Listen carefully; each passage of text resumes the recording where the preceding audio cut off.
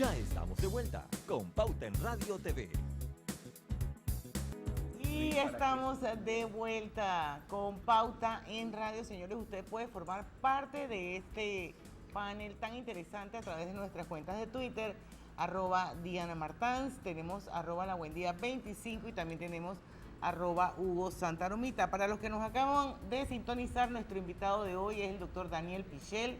Estamos hablando sobre el Museo de la Libertad y los Derechos Humanos, un museo de la democracia, un museo para todos, ¿verdad? Un museo doctor para Pichel, todos. y vimos hace poquito un video que hablaba por sí solo sobre todo lo que significa este museo, lo que va a significar para todos los panameños. Y esto, gracias a Ignacio Mayor, ¿verdad? Sí, el estudio de arquitectura de Ignacio Mayor, junto con su hijo, homónimo, y todo su equipo de trabajo, ellos donaron los planos del proyecto, y yo creo que más que donar los planos, ellos creyeron en el proyecto desde el primer momento. Recordemos que tanto Ignacio como su hermano fueron personas que, y ya su padre, a lo largo de su vida, el tema de libertades y derechos humanos siempre fue importante para ellos. Y ellos se identificaron mucho con el proyecto, tuvimos muchas reuniones. El elemento primordial a la hora de un proyecto de este tipo era un proyecto que pudiera ir desarrollándose poco a poco conforme se tienen los fondos. Exacto. ¿Y cómo lograban los fondos? Ok, los fondos, hasta ahora hemos estado trabajando muy limitados en cuanto a los fondos con lo que han sido los aportes de los directores, los aportes de algunos donantes que hemos tenido inicialmente.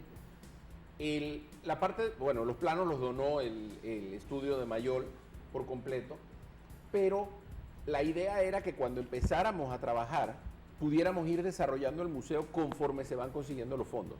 Los fondos, la idea que tenemos es hacer una recolección de fondos a nivel de la sociedad, no solo pensando en los grandes mecenas que tienen la capacidad de poner una gran cantidad de dinero para el desarrollo de un proyecto de este tipo, sino la idea es que cualquier ciudadano pueda participar allí, ¿no? con un aporte, tal vez un aporte escalonado a lo largo del tiempo, pero y entender que esto es un tema de todos. Esto no es un tema de gente que tiene la capacidad económica para decir yo voy a financiar un ala del museo. Es un tema de todos. No, primero. Segundo, hemos hecho muchísimo énfasis en que el guión y el contenido del museo no es un tema que se va a manejar en base a quién done y quién no done. O sea, esto aquí estamos trabajando sin tener todavía los recursos completos para hacer un proyecto de este tipo. Estamos trabajando en un guión, estamos trabajando en qué es lo que queremos que lleve, y la idea es salir a buscar los recursos ya con una estructura para contestar todas esas preguntas de un potencial donante que quiera saber, poder ir contestándole. Es un trabajo arduo, es un trabajo que ha representado mucho tiempo. Somos hasta ahora un equipo de una directiva relativamente pequeña que la hemos ido ampliando conforme ha ido siendo necesaria, y lo importante de esto es que todos los que estamos trabajando ahí estamos muy identificados.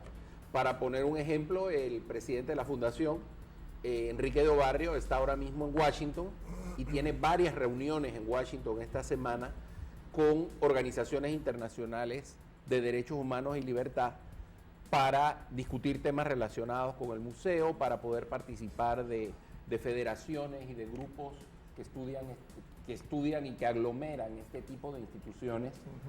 Se ha diseñado un sistema porque uno de los grandes problemas que tienen estos proyectos es la sostenibilidad en el tiempo. Exacto. Entonces se ha estado pensando la idea de tener un fondo, un trust fund, que ustedes son los que saben de economía, así que ustedes ahora me lo traducen. Un crowdfunding permanente. Un funding permanente, o sea, tener un fondo que lo que ese fondo genere permite pagar la operación del día a día del museo y no estar dependiendo de tener que utilizar las reservas para pagar los gastos de todos los días de un proyecto como este. Y tienen pensado, es decir, formar una membresía del museo. Sí se tiene, o sea, estos una son membresía elementos honorable, ¿no? Exacto, Digamos, honorífica. En el primer en la primera fase, en la fase de recolección de fondos, se han establecido varios niveles de donaciones Sí. y según los diferentes niveles de donaciones se van a dar diferentes tipos de beneficios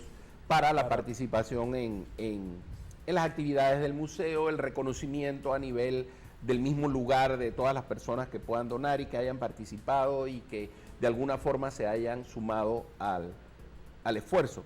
Es un museo de derechos humanos y democracia Y libertades. y libertades. Cuando lleguemos a ese museo, ¿qué vamos a encontrar Ok. y en cuántas etapas va a estar? Ok, el museo consta de 5 etapas, 5 módulos. Tenemos un sistema, como vieron en el video, tenemos un sistema modular. Son 5 edificios unidos pero independientes. Cada uno de estos edificios se podrá ir construyendo por sí solo en un momento y están unidos por un anillo que permite caminar del uno al otro sin mojarse. Ok. Una prioridad panameña. Pero la idea es poder ir de un lado al otro. Entonces vamos a tener un primer edificio, que es el que vamos a hacer inicialmente, que es el que ya se va a empezar pronto, que se refiere a la transparencia.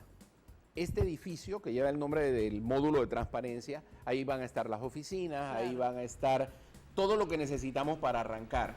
Y vamos a tener inicialmente una exhibición que va a ser como la entrada de lo que va a ser finalmente el museo. Se va a montar una exhibición relativamente pequeña donde se va a poder ver lo que va a hacer el museo.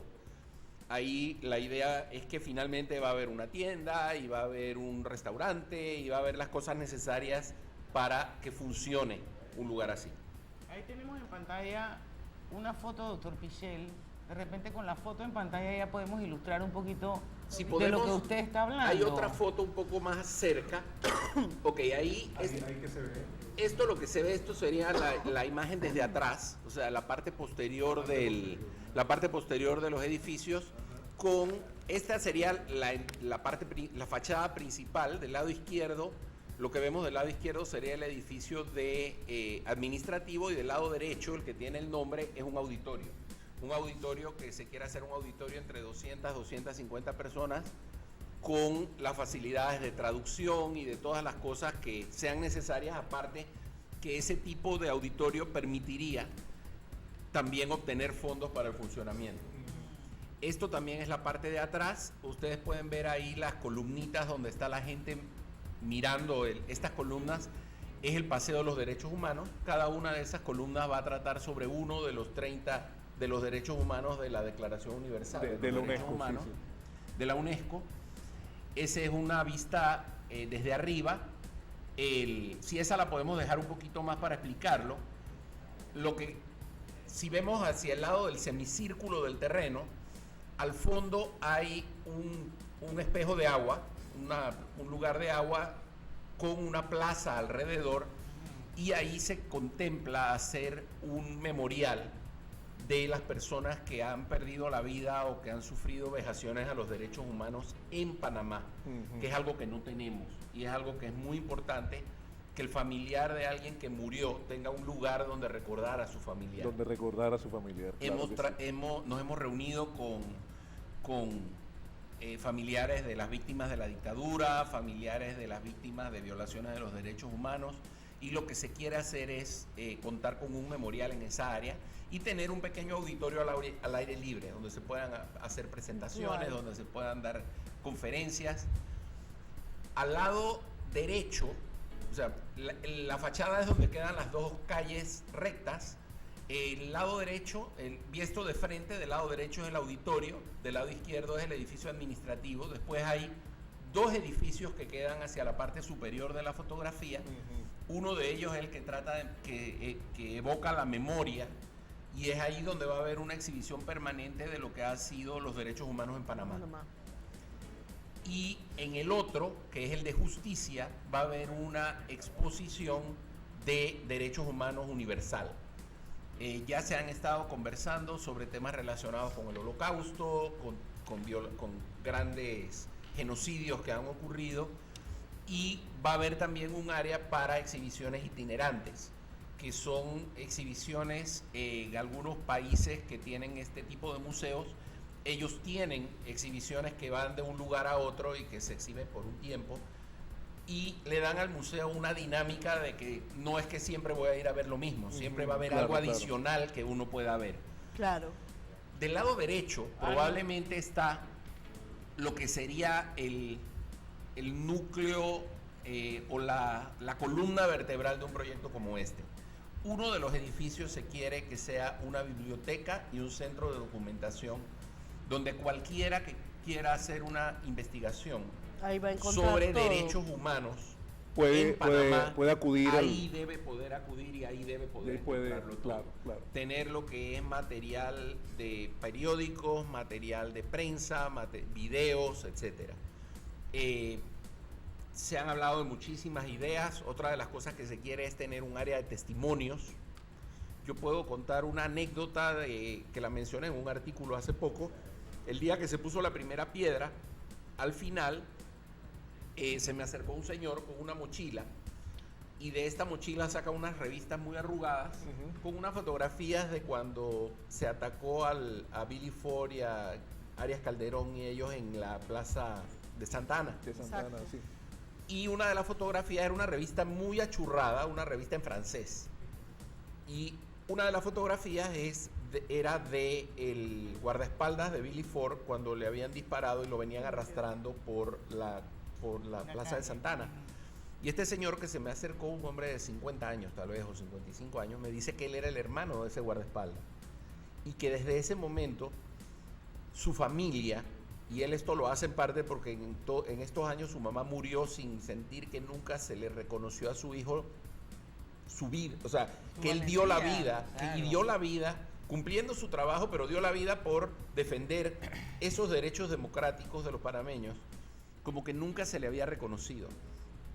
Y él él no busca exhibirse, no busca lucirse él simplemente No busca prebendas ni nada. él lo que busca es que haya un reconocimiento y donde alguien hable de su hermano. Claro. Y yo creo que acaba eso de ser es el muy escenario Creo importante. que se hace justicia Yo en creo todo que, esto. yo creo que Se tiene hace cabida justicia, ¿no? precisamente en el museo. Nosotros tenemos que hacer un cambio comercial, doctor.